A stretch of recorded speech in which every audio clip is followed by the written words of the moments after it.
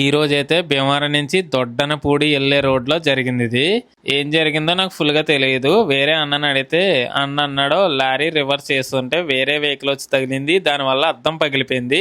నేను కొంచెం ముందుకెళ్ళి చూసాక అక్కడ ఏమో వెహికల్ ఏమో రోడ్డు మీద ఉంది, దానివల్ల ట్రాఫిక్ ఇటు సైడ్ అటు సైడ్ ఆగిపోయింది. ప్రతి ఒక్క డ్రైవర్ అర్థం చేసుకోవాల్సిన విషయం ఏంటంటే ఈ రోజు ఆ డ్రైవర్ తప్పు చేయొచ్చు, రేపు మంద కూడా అవ్వచ్చు.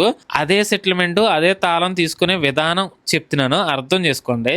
ఆ వెహికల్ తాళం తీసుకోవడం తప్పులేదు, ఎందుకంటే ఆ తాళం తీసుకోపోతే ఆ డ్రైవర్ వెళ్ళిపోతాడో అన్న భయం ఉంటది. ఇక్కడ ఓనర్కి ఏం సమాధానం చెప్పాలి, అద్దం పగిలిపోయిందని వీళ్ళకుంటది. అక్కడ ఆ వెహికల్ తాళం తీసుకునేది ఆ వెహికల్ పక్కగా పెట్టించుకుని ఆ తాళం తీసుకుని అక్కడ సెటిల్మెంట్ అయ్యాక తాళం ఇస్తే మంచిది అన్న ఉద్దేశంలో చెప్తున్నాను. దీనివల్ల ఎంతో మంది ఇబ్బంది పడ్డారు. అటు సైడ్ ఎదురొచ్చే వాళ్ళు ఇబ్బంది పడ్డారు, వెళ్ళే వాళ్ళు ఇబ్బంది పడ్డారు. ప్రతి ఒక్క డ్రైవర్ అర్థం చేసుకోండి, తప్పు ఈ రోజు వాడవచ్చు, రేపు మనం అవ్వచ్చు. కానీ అదే రోడ్ లో ఎమర్జెన్సీ కేసు అయ్యి ఉండి ఎవరైనా వెళ్తే ఇబ్బంది పడతారు. ఆ ట్రాఫిక్ లో ఈ రోజు వేరే వాళ్ళే ఉండొచ్చు ఆ ఎమర్జెన్సీలో, కానీ రేపు అన్నాడు మన వాళ్ళకి కూడా ఉంటే ఒకసారి ఆలోచించండి, అది చాలా భయంకరంగా ఉంటది. ప్రతి ఒక్క డ్రైవర్ ఆలోచించండి. ఏ తప్పైనా సరే ఎవడో కూడా కావాలని చేయరు, అనుకోకుండా ఏదో జరుగుతుంది. లాస్ట్ కి చివరికి వచ్చేటప్పుడు సెటిల్మెంట్ ఖచ్చితంగా అవుద్ది. అదే వెహికల్ పక్కకు పెట్టించుకోవడం వల్ల ఆ ట్రాఫిక్ క్లియర్ అవుతుంది. నెక్స్ట్ ఆ సెటిల్మెంట్ కూడా ప్రశాంతంగా అవుతుంది.